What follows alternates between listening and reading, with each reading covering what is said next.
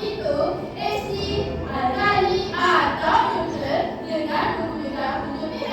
Salah satu formula tadi ialah Air bukan komes merah. Ya, komes merah. Bukan untuk masak air saja. ya betul. Jom saksikan demonstrasi yang pertama. Rawang pelangi. Dengan kuasa alam, aku titiskan busana ke dalam ramuanku ini. Wah, lihat! Warna merah jambu. Ia menunjukkan keseimbangan ialah esi dan lemak. Apabila kita titiskan cecair reaksi ke dalam bentuk komes merah, warnanya akan bertukar ke arah merah. Ini kerana asid mempunyai nilai pH yang rendah, iaitu kurang daripada 7. Sekarang, cuba sama pula.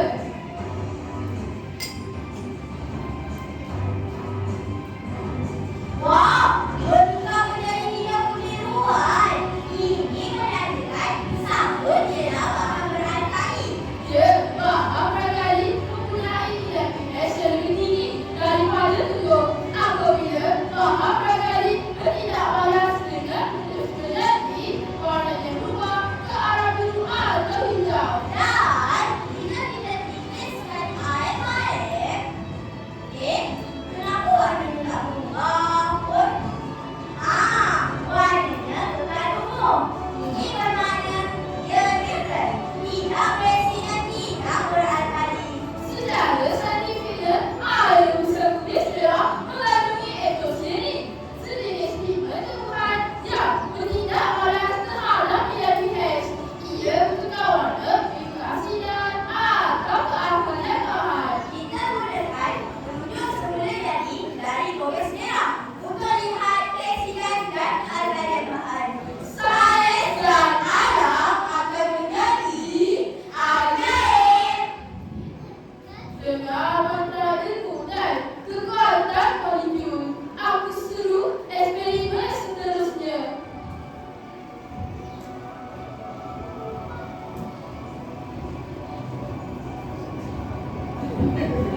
Oh, melonnya tidur di dalam kopi. Bangkitlah dengan kuasa tidak balas kimia.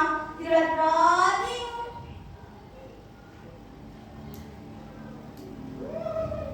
Aha, inilah minum harapan kita.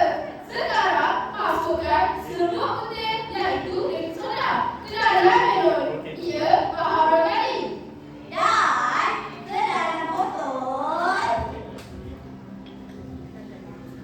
Dan ke dalam botol juga cecair asid dan senyawa bersedia untuk mencawa. Sedia semua dalam kiraan 3, 2, 1. Wahai pemilik muda, lihatlah keadaan pagi ini. Asid dan alkali bertindak balas menghasilkan gas karbon dioksida. Gas ini melarut dalam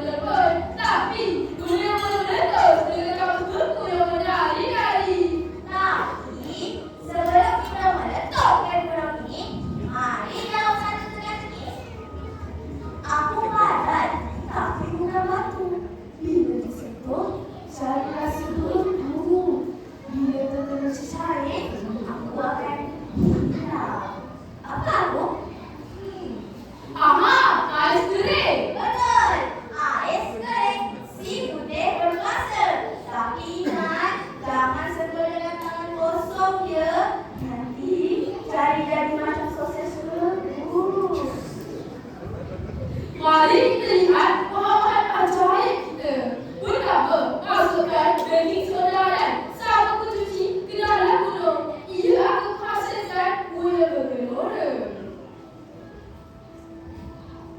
Dan seterusnya, masukkan bahan utama dari dunia ais. Ais krim. Jika punya sudah beku.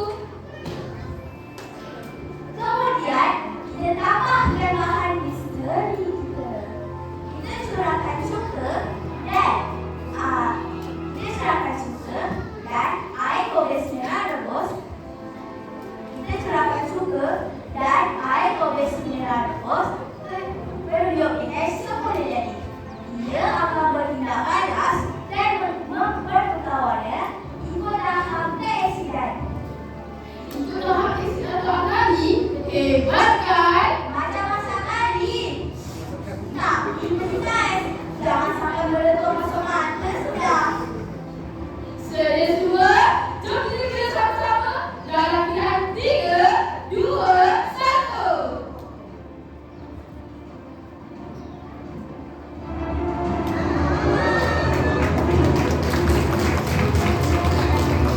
Dan inilah yang terpanggil industri fotografi ajaib. Apa yang nama sebenarnya?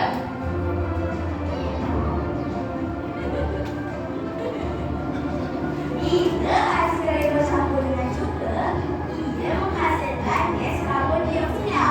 Gas ini melarut dalam cecair sabun, membentuk ring kabus yang menarik keluar. Jadi, inilah yang terpanggil industri fotografi ajaib edisi pH Fantasia. Dengan berbagai penunjuk pH, kita menambah perubahan pada ungu merah, ungu biru. Asid kuat dan alkali kuat. Dunia asid dan alkali bukan sekadar eksperimen. Ia membantu kita dalam kehidupan seharian. Siapa tahu kenapa ais kering itu kering, padahal ia ais kan? Aha, kerana ia tidak percaya menjadi air, tapi terus menjadi es. Kerana ia suhu 78 darjah Celsius. Dan hari ini kita belajar bukan sahaja tentang sains tau, tapi juga tentang pentingnya menjaga alam, bekerjasama, tidak menjaga keselamatan dan menghargai ilmu pengetahuan. Gunung Berapi